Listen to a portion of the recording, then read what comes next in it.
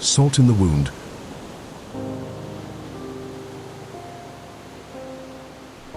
The surf had not yet washed the blood from the sand. Apothecary Valkyrie moved in silence, boots crunching over bone-white coral and shattered helms, the tide lapping at his ankles like a mournful whisper. The air reeked of iron and scorched salt. Above, black gulls circled and cried, mistaking the still forms for carrion. His armor was scarred but intact, unlike theirs. Brother Tyker lay half-buried beneath the wreckage of a tow skimmer. His breastplate caved in, his helm split. Valkyrie knelt beside him. The soft hiss of his reductor filled the space between thoughts as he plunged it into the fallen warrior's neck, extracting the progenoid gland in a ritual motion both sacred and profane. He held it in his gauntlet for a moment longer than needed. It pulsed faintly. "Kote toto o te ika, kanoho tonu itetai," he murmured in his native tongue. "The blood of the fish remains in the tide." The chapter's rites offered comfort, but only so much. There had been 12 of them when they made landfall, 10 after the breach. Now 4. The Obsidian Spears did not cry out in death nor scream for mercy. They died in silence as the sea does when it drowns. Valkyrie moved to the next, and the next. Brother Irawaru's lower half had been vaporized. He dragged himself 20 meters to die, facing the ocean. There was peace in his expression, or maybe just exhaustion. The reductor hissed again.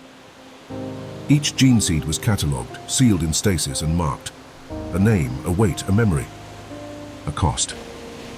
He had performed this duty too many times already. He would perform it too many more. Sooner or later he would kneel beside each of his brothers, Vaikato, Kawata, even the chapter master. No one was exempt. And one day someone would kneel over him. He wondered who. He hoped they would know the names. When he reached Brother Necker, the youngest of the strike force, Valkyrie's hand hesitated. The youth's features were unmarked, as if asleep beneath the shattered ruins of a palm tree. He had laughed before battle. The others had called him Koai for the bright yellow mark on his shoulder pad. Valkyrie could still hear that laugh. The reductor trembled in his hand. "I should feel nothing," he whispered. "I was made to feel nothing." But the sea remembers, and so did he. By the time he returned to the extraction point, his stasis case was full. 12 progenoids, 12 brothers. He stood in the surf as the Thunderhawk descended, its wash scattering sand and ash like funerary dust. Valkyrie did not board immediately. He stared into the tide, the salt sting in his eyes not entirely from the wind.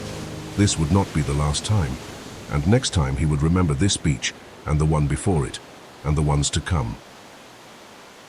He sealed the case, turned his back on the sea, and boarded the Thunderhawk alone.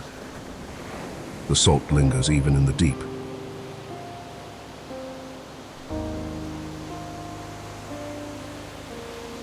Don't forget to comment, like, and subscribe if you have enjoyed this.